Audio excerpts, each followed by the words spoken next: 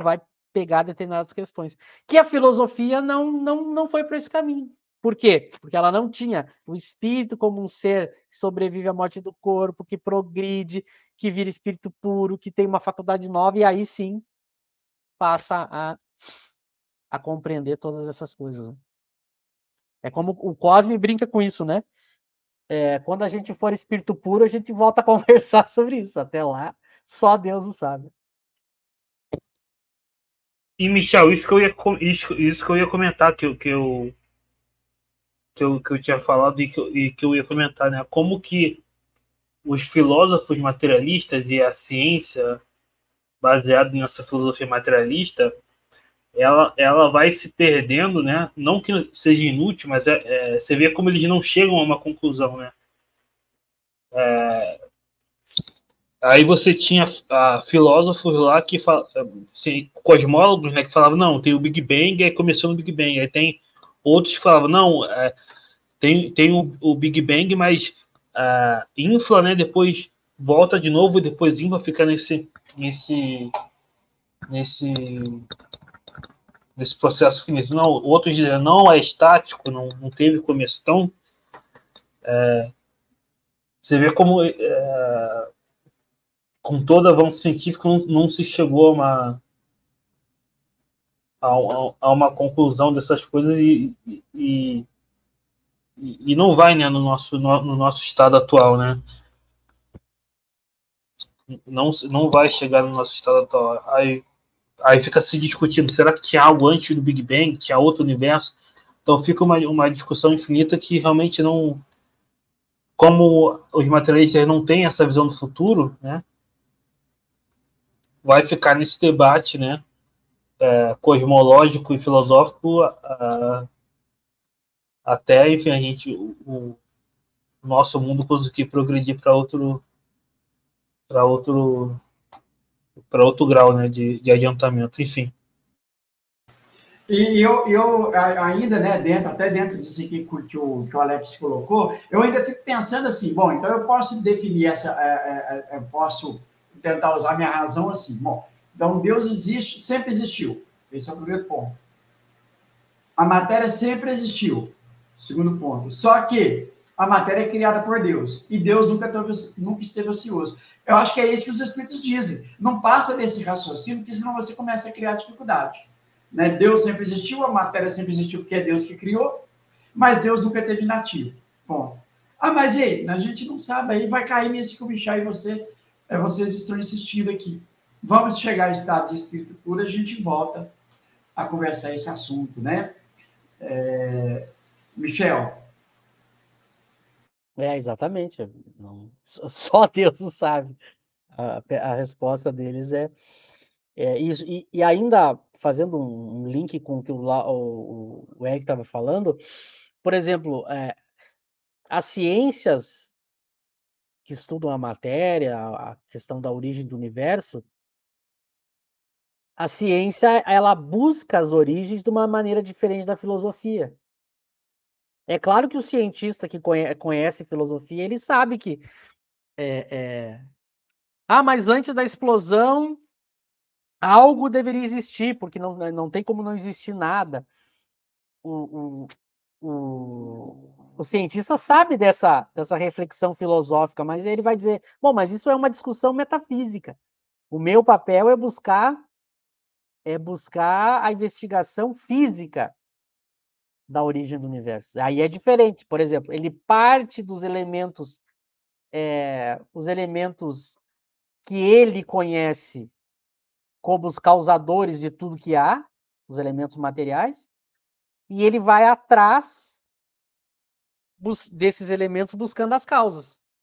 Então, como ele está olhando só para a parte material do universo, é evidentemente que ele vai buscando causas materiais para a origem do universo. Então, o universo, a ideia é muito interessante. O universo explodiu, falando aqui do ponto de vista material, né, da teoria do Big Bang. O universo explodiu e está em expansão. O que eles tentam fazer? Eles miram para a origem da explosão e vão tentando ir na direção dela. Daí é como se eles dizem assim: nós estamos indo em direção ao passado, ou seja, a origem da explosão. E à medida que a gente vai indo em direção ao passado, a gente vai descobrindo as causas dessa origem do universo. Claro que eu poderia, de maneira lógica, fazer essa pergunta, e eles sabem disso, né? Mas e antes da explosão? Bom, mas aí é uma discussão metafísica. Ele diz: esse assunto não é da alçada da ciência. A ciência não. Claro que eu posso desenvolver uma teoria metafísica materialista, né? Eu posso desenvolver uma teoria que vá além da simplesmente explicação física e mesmo assim não colocar Deus na jogada, como alguns filósofos fazem, né? Para eles vai ser só matéria. Só matéria. Então, o próprio Sponville diz, o Sponville ele diz, eu não nego o que há no universo, é que eu não preciso de Deus para explicar o universo. Só que daí, a gente já tratou disso quando a gente tratou de Deus, né? Qual é o problemão do filósofo? É que o Espiritismo colocou o elemento espiritual. Ele demonstrou que só a matéria não é o único elemento do universo. Então, por isso que a visão espiritualista no Espiritismo ganha força. Porque o Espiritismo vai mostrar que há um Deus porque ele colocou um outro elemento além da matéria, que é o Espírito. Que é um ser que não é matéria. Bom, então agora, se não há só matéria, eu tenho que explicar as causas do universo de outra maneira. Então, por isso que o Espiritismo faz um outro caminho, né? Bom, a gente pode pegar... Pode falar. Só uma última coisa sobre isso. E, Michel, aí a gente entra naquela discussão que a gente teve, né?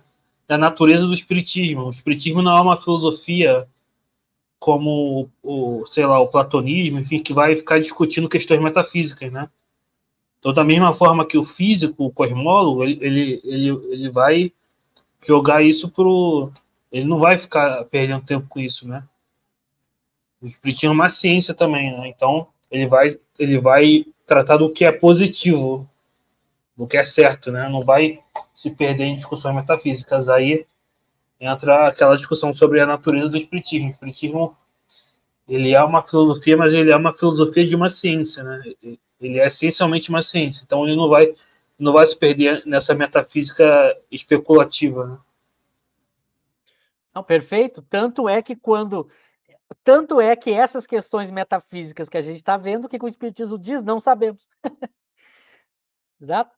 Só que qual é a diferença da ciência espírita para as ciências materiais? É que o Espiritismo agora colocou o elemento espiritual, mas colocou cientificamente, através dos fenômenos.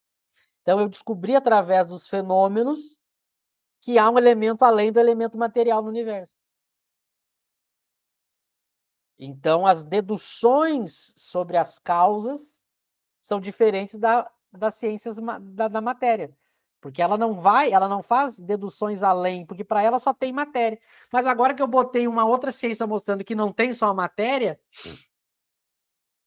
eu deixo esse caminho metafísico em aberto, mas como real. Por exemplo, Deus existe. Mas o Espiritismo não entra na discussão de Deus. Ele tem um limite até onde a ciência espírita foi, que é o quê? Deus existe, não podeis duvidar, não vades além. Então é muito bem encaixadinho como Kardec fez e como ele consegue escapar dessas questões mais difíceis, né? Ele joga para o futuro, mas ao mesmo tempo ele pode fazer uma ciência de um outro objeto que não a matéria. E assim ele já coloca também um limite para as ciências materiais, né? Mostrando que elas não vão dar conta de explicar tudo. Então ele abre um caminho justamente para poder criar a ciência espírita. Então percebam, a questão 22 vai começar também a mostrar, deixar bem claro isso. Porque agora o que a gente vai ver? Uma vez que ele tratou do princípio da matéria, agora ele vai procurar o quê? Uma definição de matéria. Tanto que como é que começa o 22? Define-se geralmente. Agora ele vai pegar uma definição geral conhecida da ciência da sua época, e ele vai querer agora colocar para os espíritos o que eles pensam dessa definição.